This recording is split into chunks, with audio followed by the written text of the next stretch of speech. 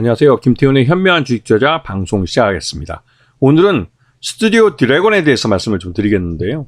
지금 시장에서 한중 간의 관계가 악화되면서 이 중국 한알령이 해제되지 않을 수도 있다라는 불안감 때문에 1분기 때 우리 컨텐츠들이 대거 하락을 했습니다. 물론 중국 소비주도 마찬가지였죠.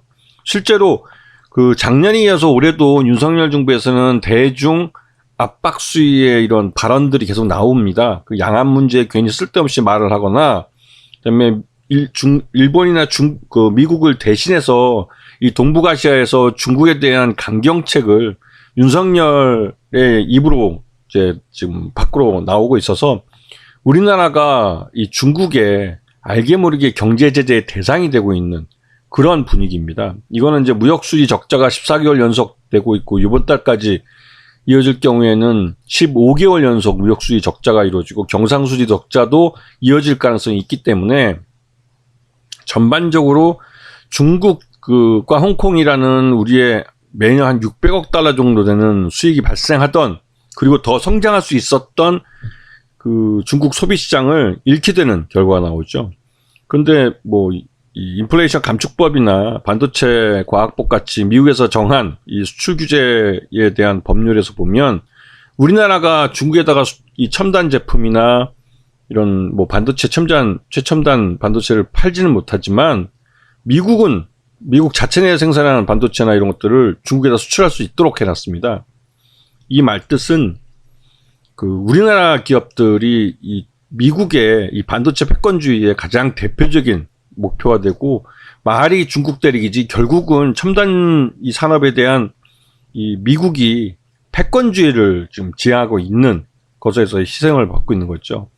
여기에 이제 윤석열이 이 대중국 강경책에 맨 앞장을 서서 천병처럼 활동을 하고 있어서, 그래서 이제 우리 이 콘텐츠들이 희생을 당하고 있는 상황이죠. 그런데 그나마도 좀 다행한 게, 얼마 전부터 중국 쪽에서 나오는 소리들을 보면, 예전 사드 보복 때 중국이 이 우리나라 제품에 대한 배타적인 그런 규제를 내놓으면서 반중 정서만 우리 한국 내에서 강해졌다는 반성을 하고, 이번에는 한국 윤석열 정부와 한국민들을 따로 분리해서 대응하는, 그래서 좀 중국이 좀 수준 높은 외교 통상 정책을 들고 나오는 모양새입니다. 이게 작년부터 윤석열 정부가 들어선데도 불구하고 작년에 이제 우리 K 컨텐츠들에 대한 TV 방영이 시작됐습니다.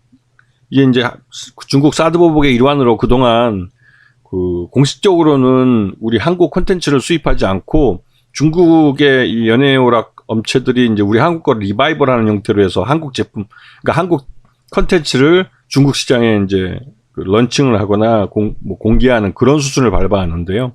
근데 작년부터는 좀 바뀌기 시작했죠. 그래서 그러한 정책을 계속 이어간다면 한알령이 부분적으로 해제되는 효과를 누리지 않을까라는 말들이 나오고 있습니다.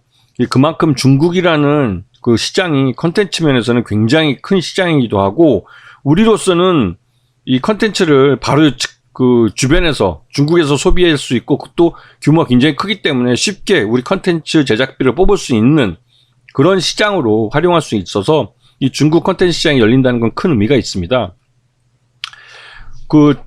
스튜디오 드래곤의 1분기 올해 들어와서 이제 드라마들을 보면 더 글로리를 제외하고는 그렇게 크게 히트 쳤다고 보기에는 어려운 것 같습니다. 그러다 보니까 이제 더 글로리가 시즌2가 워낙 크게 히트를 쳤기 때문에, 그런데도 불구하고 나머지 드라마들이 그렇게 크게 히트를 치지 못하면서 전반적으로 실적은 좋아졌지만 시장 내 인지도는, 그러니까 인식은 별로 그렇게 기억에 남지 않았던 것 같아요.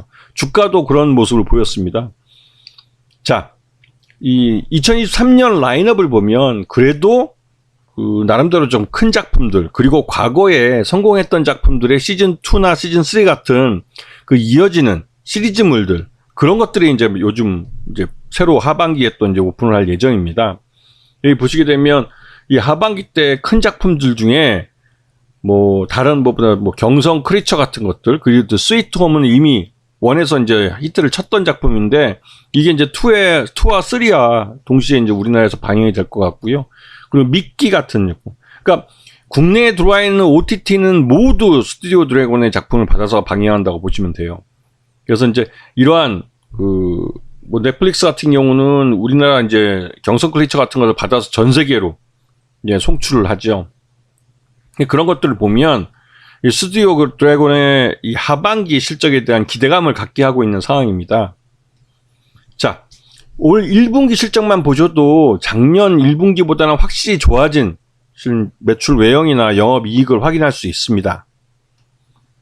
그리고 CJENM이 갖고 있는 스튜디오 드래곤의 지분율이 54.38%라 굉장히 많은 지분을 갖고 있죠.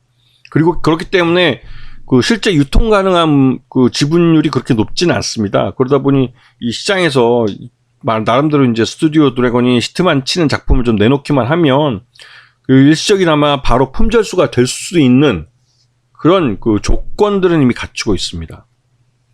자, 스튜디오 드래곤의 1분기 실적을 기준으로 봤을 때 적정 주가는 83,000원 정도로 평가되는데 지금 현재 주가는 6만원대 머물러 있죠. 이 말 뜻은 충분히 지금 스튜디오 드래곤이 저평가되고 있고 이런 저평가되어 있는 상황에서는 말 그대로 이 기술적 분석으로 봐서도 충분히 수익을 낼 수 있는 구간에 들어왔다는 생각이 좀 듭니다. 물론 중국이라는 변수는 여전히 남아 있습니다. 한중 간의 관계가 더 나빠지면 그리고 중국이 미국과의 화해 제스처를 하면서 또 다른 한편으로 이 동북아시아에서 본보기로 우리나라에 대한 보복을 강화한다면 한알령이 부분적으로 지금 해제되는 것이 중단될 수도 있습니다. 그럴 경우에는 또 일부 타격을 받겠죠. 하지만 스튜디오 드래곤은 이 중국 시장을 제외하고도 전 세계 그러니까 전 세계를 대상으로 영업을 하고 있는 넷플릭스에도 꾸준히 공급을 하고 있기 때문에 실적 면에서는 지금처럼 1분기처럼 개선되어 가는 방향으로 갈 가능성이 크죠. 근데 그런 부분들을 잘 보시면서 좀 길게 장기적으로 보신다면 윤석열 정부가 더 바보 같은 짓만 하지 않는다면 그나마 스튜디오 드래곤은 지금 주가가 바닥일 가능성이 높다는 그런 의견들이 힘을 얻고 있죠. 하여튼 이런 것들을 잘 살펴서 종목을 선택하시고 또 매매 타이밍을 잡으셔야 되는 겁니다. 아시겠죠? 자, 오늘 방송 여기서 마치겠습니다. 감사합니다.